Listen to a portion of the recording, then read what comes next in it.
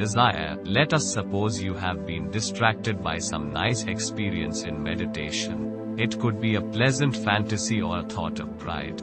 It might be a feeling of self-esteem. It might be a thought of love, or even the physical sensation of bliss that comes with the meditation experience itself.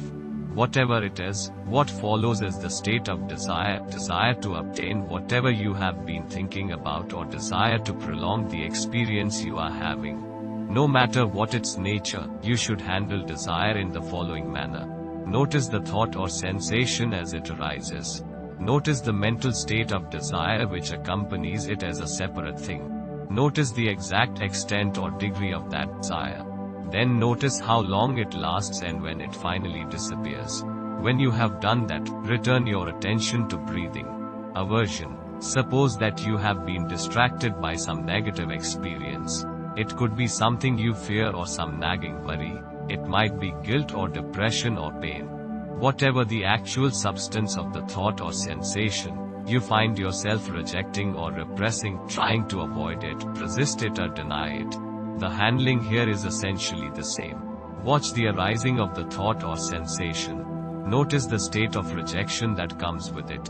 Gauge the extent or degree of that rejection. See how long it lasts and when it fades away. Then return your attention to your breath. Lethargy. Lethargy comes in various grades and intensities, ranging from slight drowsiness to total torpor. We are talking about a mental state here, not a physical one. Sleepiness or physical fatigue is something quite different, and, in the Buddhist system of classification, it would be categorized as a physical feeling.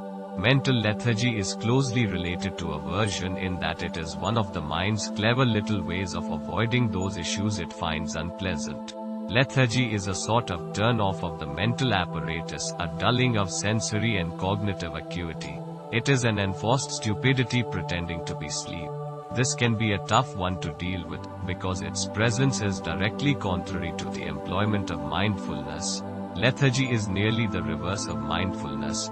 Nevertheless, mindfulness is the cure for this hindrance too, and the handling is the same. Note the state of drowsiness when it arises, and note its extent or degree. Note when it arises, how long it lasts, and when it passes away. The only thing special here is the importance of catching the phenomenon early.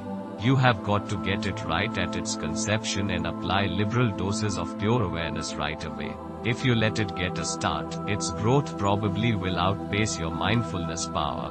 When lethargy wins, the result is the sinking mind and/or sleep. Agitation, states of restlessness and worry are expressions of mental agitation. Your mind keeps darting around, refusing to settle on any one thing. You may keep running over and over the same issues. But even here, unsettled feeling is the predominant component. The mind refuses to settle anywhere. It jumps around constantly. The cure for this condition is the same basic sequence. Restlessness imparts a certain feeling to consciousness.